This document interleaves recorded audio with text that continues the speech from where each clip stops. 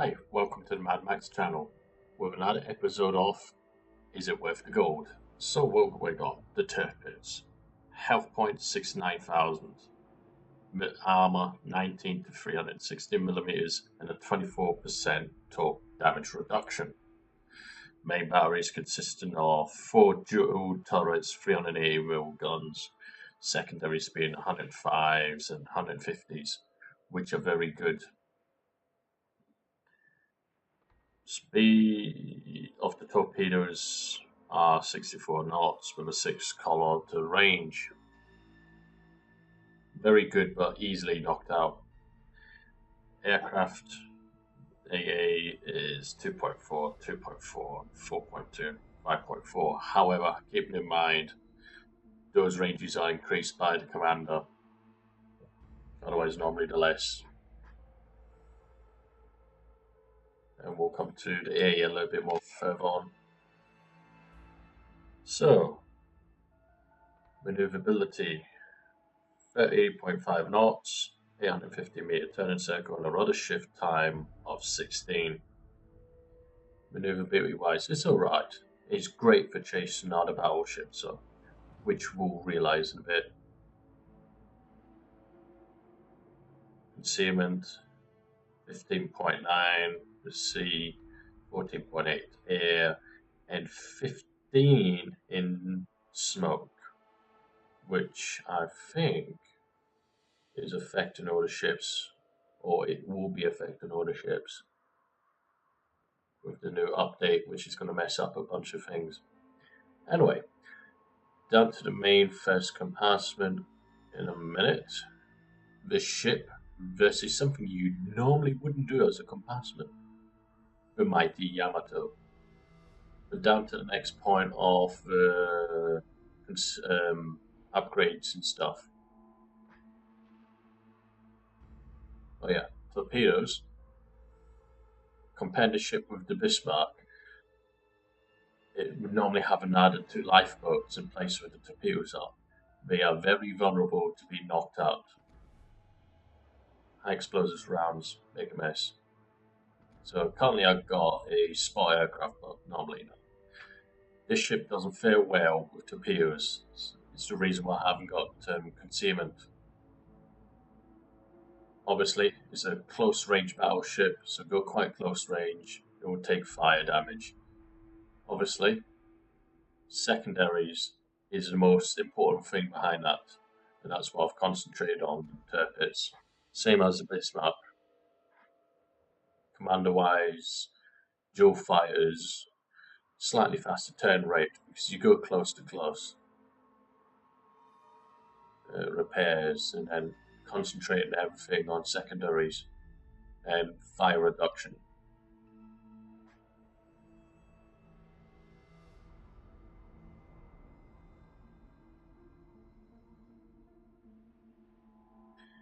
Right, so the battle against Yamato.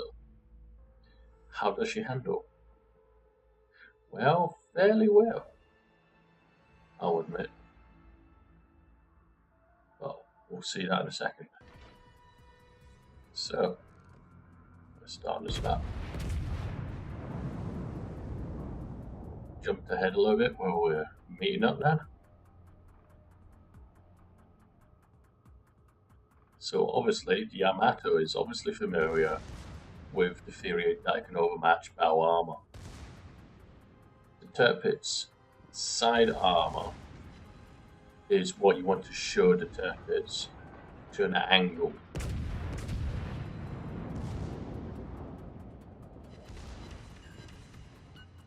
If you had bow straight on, it'd be able to penetrate.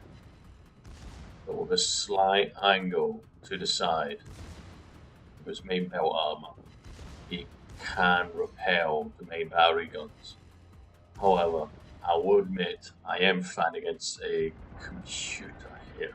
If I was up against a human, it'd probably be in reverse, using these main battery shells as best as you can.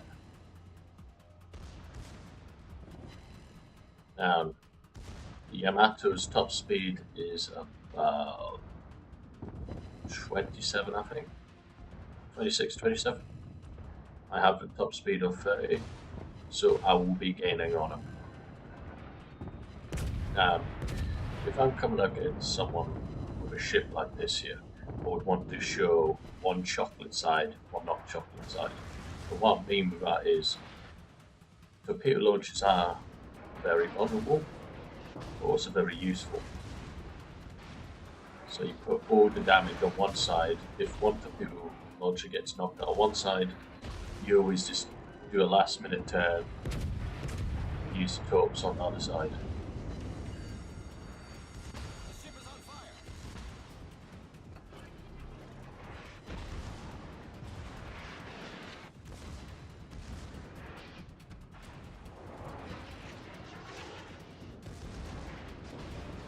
So, quick fire and get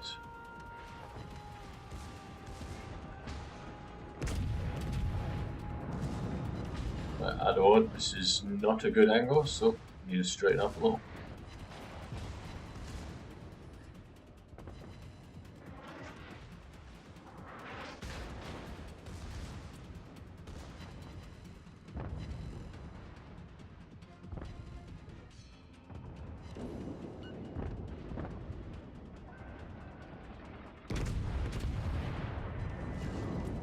We'll point out, if you were fighting against a human and you use torpedoes like that, chances are you would probably hit. The Yamato is awful at dodging torpedoes.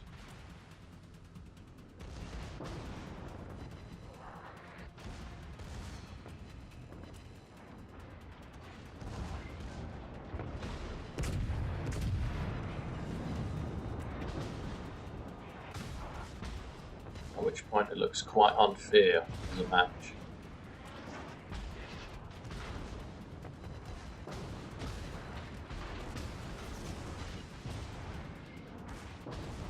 Last set of torpedoes. He's still trying to swing his turrets around. Awful turn rate on them guns on it. This is what I call easy kill. Now, really against a human it would have been harder, but if he's on his own, you can take him out. So as we can tell, a lot of secondary hits. A bunch of torpedoes. Right. Different kind of setup. 2 Pensacola Tier 7 cruisers. Now they don't have torpedoes, which if I were to pick something Japanese, I probably would fare worse off. But probably not by much.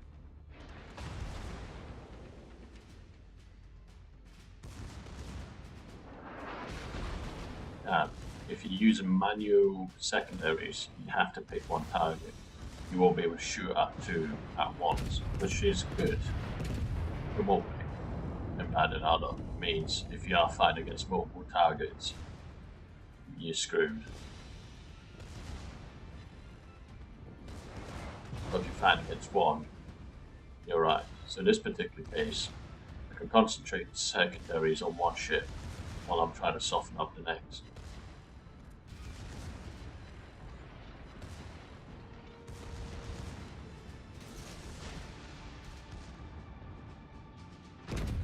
Yeah, that was a waste of torpedo load.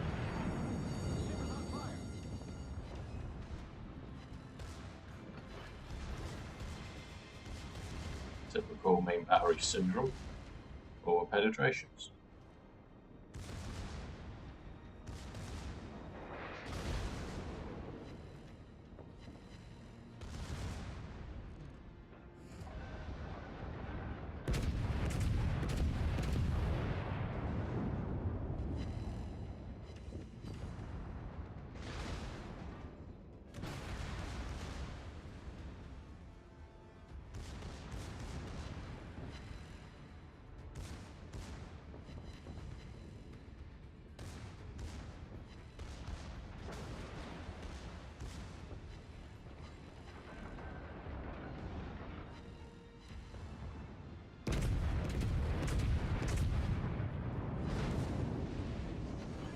So, why would I say that the ship is better than the Bismarck?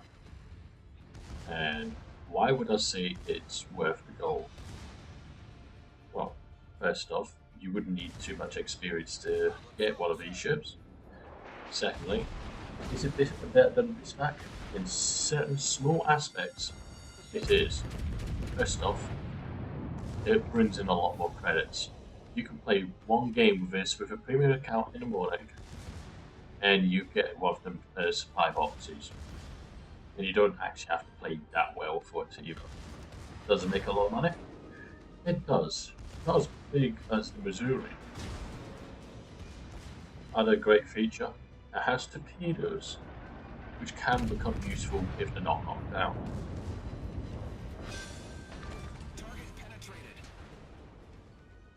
Oh, one of those down.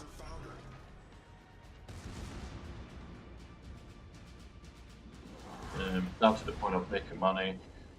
Average game, I'd say about 400,000 credits easily in average. After expenses and that.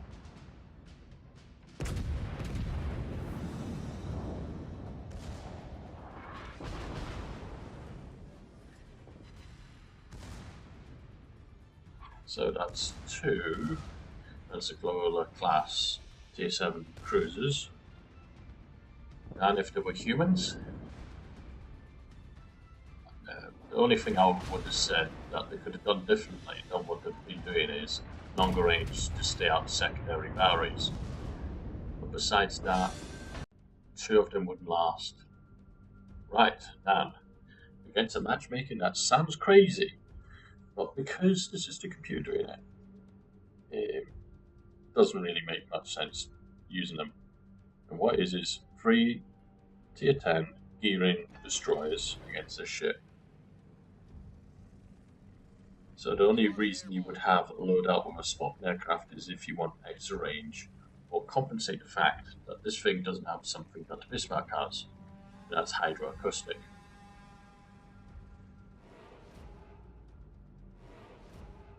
Or was it radar?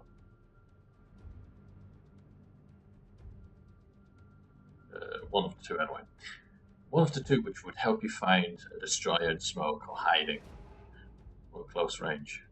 Now, obviously, because I've got my ship set up for close range with secondaries and spotting, you can tell torpedoes early enough to be able to dodge them.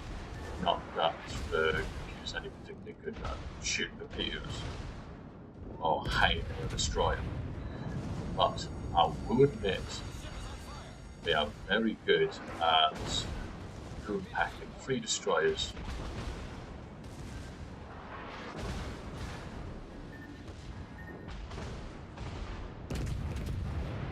And 3 gearings. Just 2 on their own can do a lot of damage. Right at fire itself.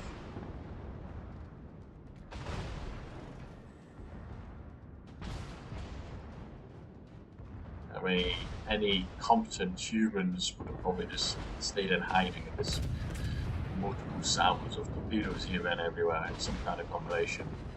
Probably would have killed me.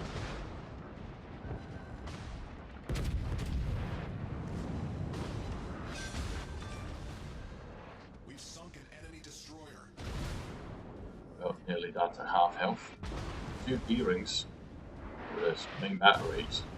Yeah, catch the craziness behind that.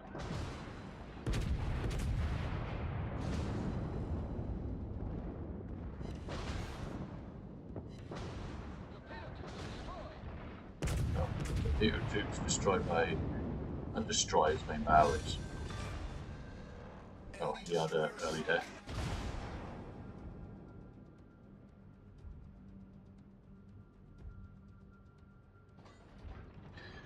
Like I said, 24% torpedo reduction is not a lot.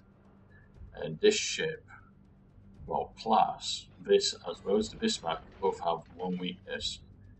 If you get a torpedo hit between the first and second turret at the front, there's a high chance of being detonated. It's happened to me several occasions where I've gone out with to Bismarck, took one single torpedo hit, and blew up. It's why this, as well as its sister ship, if I take it out, I would have Amaratri.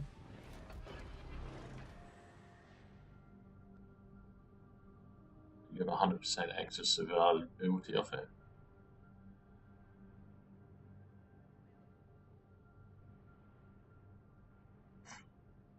In a second, we shall be doing a compassment with this Tirpitz versus the Essex aircraft carrier T-10. See how well it deals with it.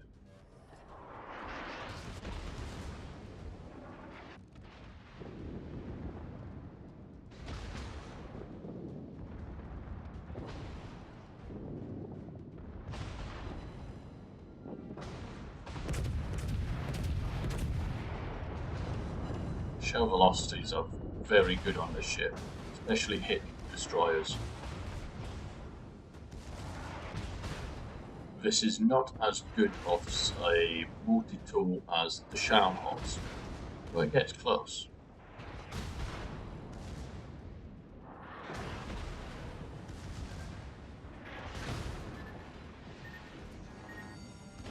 Well, him thinking I'll use torpedoes on me. Well, we'll change that idea. How about use mine?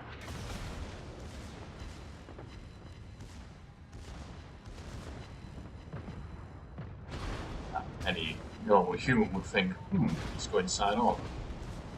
But a lot of people do forget that it has torpedoes. Right. Essex class torpedoes. Watch these. Just at the cat launch.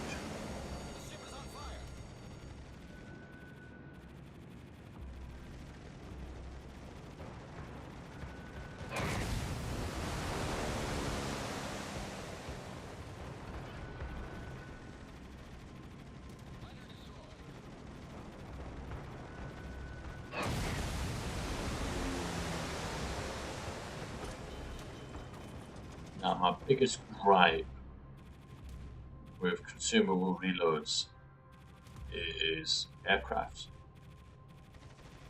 Sending out aircrafts. I've got the Yamato battleship that has 8 aircraft catapult fires.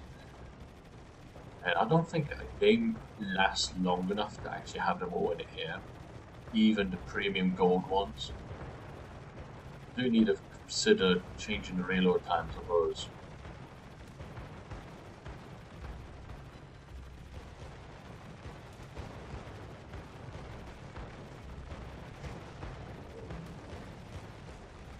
It's like, what, 2 minutes? But we can send out another fighter group out. And most aircraft carriers can definitely reload their fires and stuff like that well within 2 minutes. Even a map size like this here.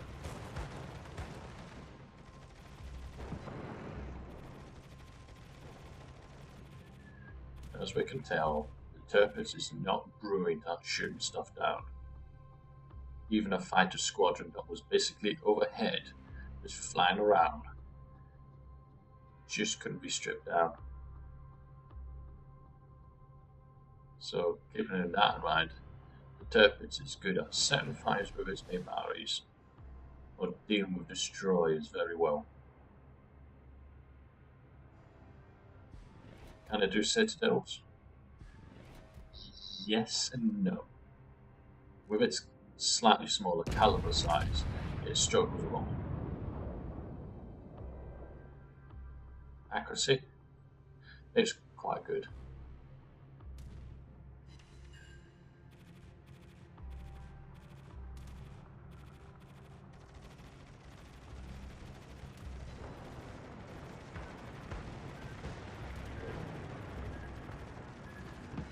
Dodge that one easy.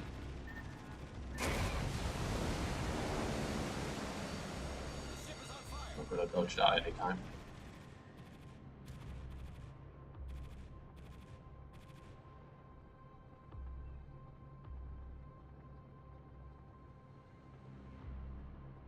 So back onto the note. How would I compare this?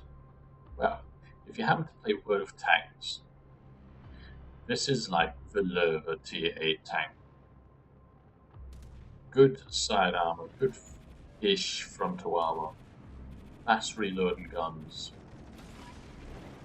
If you went for something tier 8 American, it would be slow reload and a heavier punch. Best example of that one is the Lover versus the T-34. If I had to pick between the two, it's the Lover.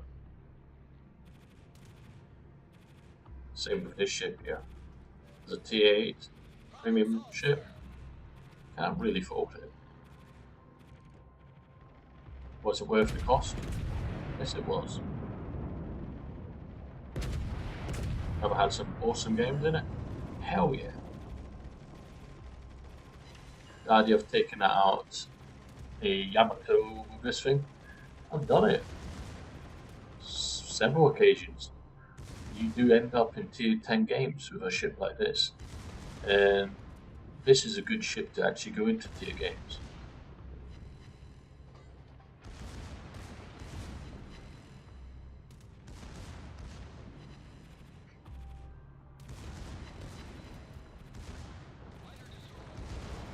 And this is what I mean with the slow reload of aircraft consumables. But this is the dangerous point.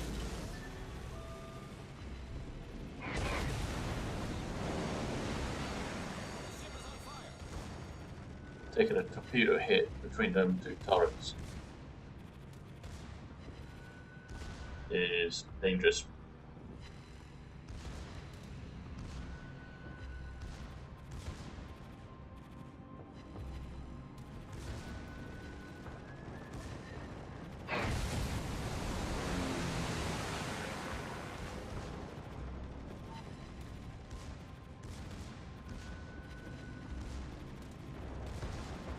So, if you want to know, how does the ship compare AA-wise against like a Miral Krusov? Miral Krusov could not do what the Tirpitz is going to do now, is kill it. Did I try the Yamato against the Essex? Yes, I did. Did it succeed? Yes, I ram killed it. Killed a lot more aircraft, but there was not a lot health left. The Yamato just can't dodge the torpedoes in the same kind of way.